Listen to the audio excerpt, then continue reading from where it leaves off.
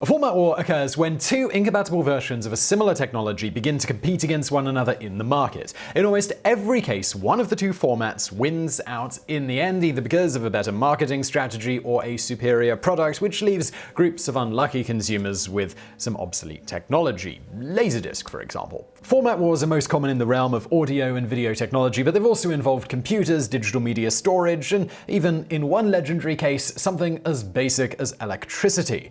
And in the video today, we're looking at 10 of the most famous examples. Number 10. DVD versus DIVX.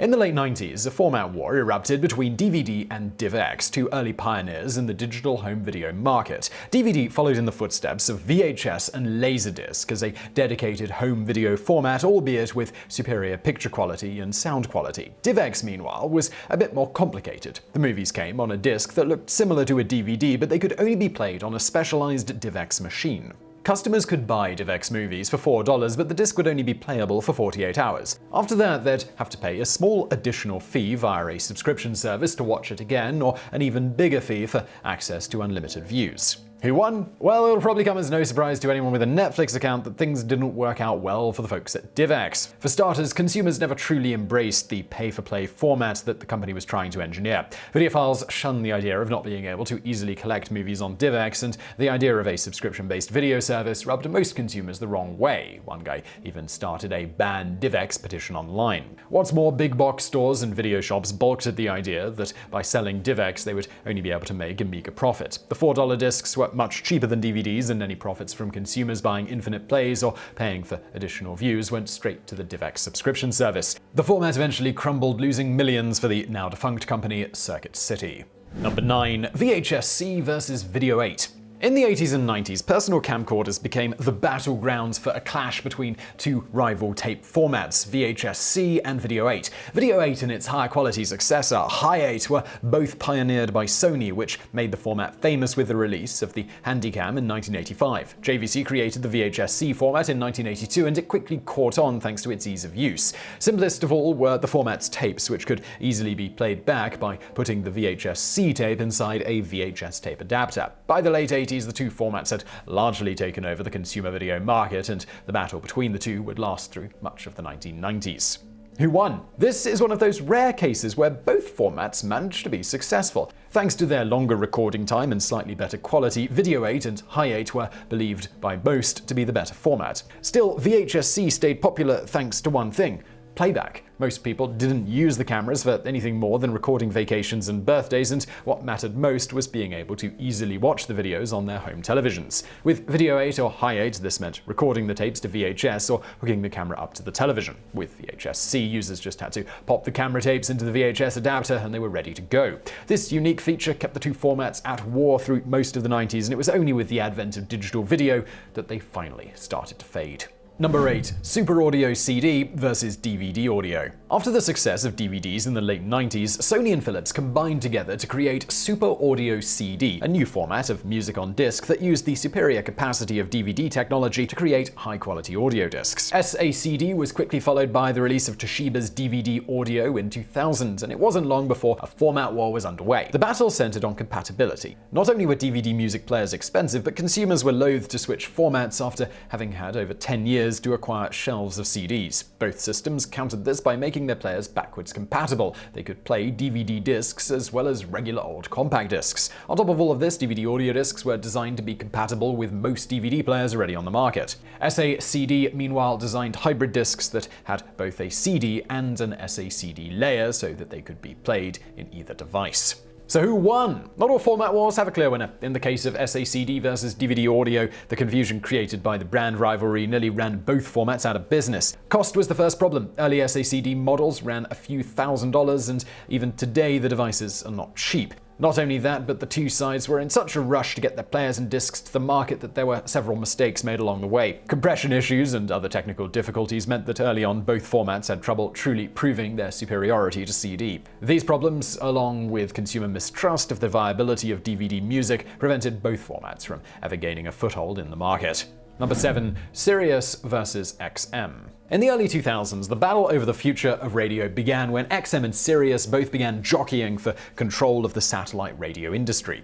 Early on, XM easily had twice the subscribers of Sirius, but aggressive marketing and partnership deals by both companies had soon leveled the playing field. By 2005, the two sides had a near-even split on the sports market, and both had made deals with separate audio companies to have their receivers pre-installed in new cars. Even celebrities joined in as both companies began enlisting major figures like Martha Stewart, Bob Dylan, and Oprah. The biggest of all went down in 2006 when Sirius struck a major blow by luring in radio sensation Howard Stern. So who won? Well, both, depending on how you look at it. There's nothing like a good old-fashioned monopoly, and that's nearly what Sirius and XM achieved in 2008 when the two companies merged to form Sirius XM Radio, a massive single company that now boasts over 18 million subscribers. The merger was a bit more controversial. The FCC had previously granted licenses to XM and Sirius with the stipulation that one would not be allowed to swallow up the other, but it went through anyway, giving the newly formed company a huge market of the satellite radio industry. Despite concerns about the new mega company becoming a monopoly, Sirius XM has struggled quite a bit since the merger. Trouble in the car industry hurt the sales of their pre-installed receivers, and the rise of internet radio and podcasts has also certainly cut into their business. Number 6. 8-track versus cassette. The 60s and 70s brought on another audio format war in the form of 8-track versus the cassette tape. 8-track, or Stereo 8, debuted in 1964, and at first it was seen as the natural successor to vinyl. With 8-track, users could skip forward in individual songs with the touch of a button, a feature that wouldn't appear elsewhere until compact discs came around in the 1980s. Also, because the cartridges used magnetic tape instead of discs, they had a level of portability that had previously been unheard of. They were even soon being installed in cars, especially in the United States. The 8-track party finally came to an end in the 1970s when cassette tapes, which had previously only been used for office dictation, began being marketed as a home music format. So who won? 8-track tapes slowly went the way of the buffalo during the early 80s, and cassette tapes took over the music market until the rise of the CD. Oddly enough, because they ran at twice the speed of cassette tapes, 8-tracks technically had a higher sound quality, but an inherent design flaw meant that they were more likely to have problems with background noise and pitch shifts. This is also not mentioning the tracking system meant that songs would often be rearranged, and there would also sometimes be long periods of silence between them. By the early 1980s, cassette tapes had taken over and 8-track players were no longer being produced, but they still do retain a small cult following, even to this day. Number 5. Blu-ray versus HD DVD. A bitter war occurred from 2006 to 2008 when Sony's Blu-ray and Toshiba's HD DVD battled for control of the high-definition video market. The tension originally started with the invention of the blue laser diode, which Sony championed and developed into a new format that it called Blu-ray. A syndicate of electronics companies soon formed in support of the new technology, but Toshiba, along with Microsoft and a few other major manufacturers, were wary of the cost. Negotiations between the two factions stalled when the Blu-ray supporters snubbed Microsoft's interactivity feature, HDI, in favor of a Java platform known as BDJ. Toshiba and Microsoft soon announced that they were pursuing their own high-def video system, which would later be known as HD DVD. This was followed by a bitter war of words and cries of foul play, and both sides had soon formed an alliance with electronics manufacturers and film companies. So who won? Both formats were released to the public in 2006. Blu-ray scored a major hit in that same year when Sony announced that it was using the technology as a means of storage in its PlayStation 3 game system. Toshiba and Microsoft tried to include a similar package in the Xbox 360, but they were slow rolling it out, and Blu-ray had soon made a major jump in the market. The death blow for HD DVD came in 2008 when Warner Brothers, one of its biggest champions, jumped ship and defected to Blu-ray. This set off a chain reaction of shifting alliances that saw nearly every major manufacturer and retailer abandon HD DVD within a few weeks. Defeated, Toshiba discontinued the format in February of 2008. Number 4. Disc records versus wax cylinders. The most famous audio format war was between Thomas Edison and Emil Berliner, both of who invented competing types of records for the phonograph. Edison first pioneered the wax cylinder in the 1880s. He originally intended it as a means of recording telephone conversations, but the cylinders soon became popular for musical recordings. Berliner, meanwhile, released the disc recording as a competing format in 1894. Discs had originally been used solely in children's toys, and in the beginning their sound quality was very poor. But after several technical modifications, they were able to rival Edison's cylinders in sound quality, sparking a format war that would last nearly 20 years.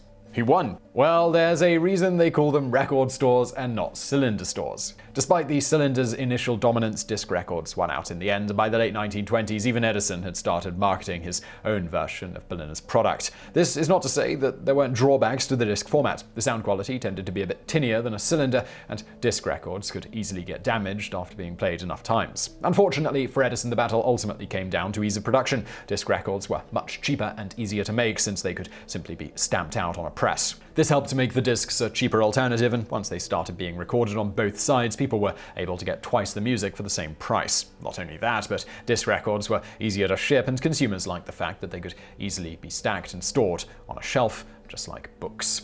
Number 3. VHS versus Betamax. The battle over VCR formats arose in the mid-1970s when Sony's Betamax tapes engaged in a 15-year competition with JVC's VHS. In the beginning, the war included 5 or 6 different videotape formats: Video 2000, V-Chord, U-matic, VX, but only a few years later, VHS and Betamax had separated themselves from the pack. With its higher resolution, more reliable playback, and snazzier features, Betamax was seen as the higher quality alternative. But it also sported a higher price. VHS was a more basic format, save for one key area: capacity. While Betamax players could only record for 60 minutes, VHS could copy as much as 120 minutes of programming. After RCA introduced long play tapes, the capacity doubled to 4 hours, and this proved to be a major tipping point in the format war. Who won?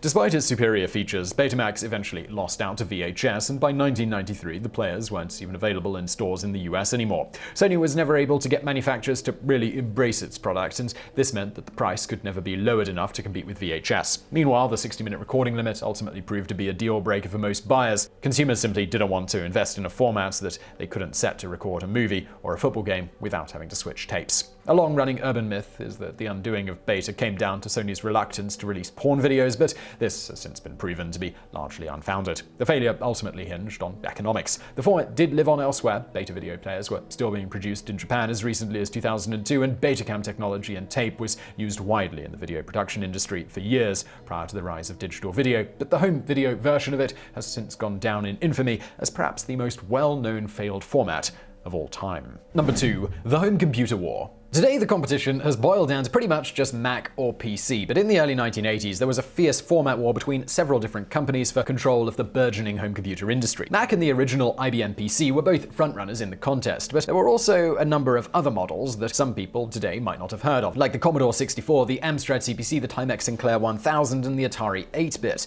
Not only did these different machines compete to see who could be the biggest seller, but they were also all gunning to establish a trusted format. This was because early on in the computer wars, most of the technology was completely incompatible with other formats. A joystick from an Atari computer, it wouldn't work with a Mac. A keyboard from a Mac, it wouldn't work with a PC, and a printer for a PC wouldn't work with a Commodore 64. Even floppy disks weren't universal, and this lack of compatibility, it only fed the flames of what would become a campaign of rapid progress and aggressive marketing. So who won? Not surprisingly, in the long run, it was Apple and the IBM PC who were able to outlast the competition. The 1980s, though, were another story. Both IBM and Apple were frequently outsold by competitors, particularly in the case of the Commodore 64, which moved some 30 million units to become the best-selling PC of all time. On the whole, though, the companies avoided a true format war when they settled on a few basic forms of connectivity: Atari 2600 connectors for joysticks and computer mice, DOS FAT21 floppy drives, etc. This made the units at least a bit compatible. Likewise, PCs and Apple computers today use USB as a means of compatibility, and most Mac computers are now even capable of running the Windows platform. The format war between the two still continues, but if the steady sales of both PCs and MacBooks are proof of anything, it's that neither format will be declared the outright winner anytime soon. Number 1. Alternating current versus direct current. The most bitter format war in history was also one of the first. In what has become known as the War of the Currents, Thomas Edison's direct current battled against Nikola Tesla and George Westinghouse's alternating current for control of the US power grid. At the time, Edison's direct current was the standard in the United States, and it was up and running in a number of major cities. But there were problems with DC's distribution technology. In a direct current system, a power plant was connected to distribution conductors, which then branched out to individual customers. While practical, the system ensured that the electricity could only be transmitted at one voltage, no matter if it was feeding a single light bulb or a large engine. Westinghouse and Tesla, they offered the answer to this problem in the form of alternating current. AC used a transformer to allow for different levels of voltage to be transmitted to different locations depending on demand. Not only that, but using a transformer let AC current transmit at much faster speeds, allowing fewer power plants to serve larger areas. 2-1. Westinghouse and Tesla's superior technology eventually won out, but only after significant controversy. Ever the master of media manipulation, Edison held public demonstrations where he electrocuted animals with AC in order to show how dangerous it was to transmit electricity at high voltage. He even used AC to develop the first electric chair, which, because of inadequate voltage, put on a gruesome display the first time it was used on a death row inmate. But despite Edison's attempts to disparage AC, in 1893, Westinghouse won a major contract to use it to generate hydroelectric power from Niagara Falls. The experiment, it was a rousing success, and it proved to be the tipping point in the War of the Currents. AC eventually replaced DC in the central power grid, and after a few years, even Edison's General Electric company was producing AC machines. So I really hope you found that video interesting. If you did, please do give us a thumbs up below. Also, did we miss any? Let us know in the comments. Also, looking for something else to watch? Why not check out my other channel called Today I Found Out? You will find that linked to below. And as always, thank you for watching.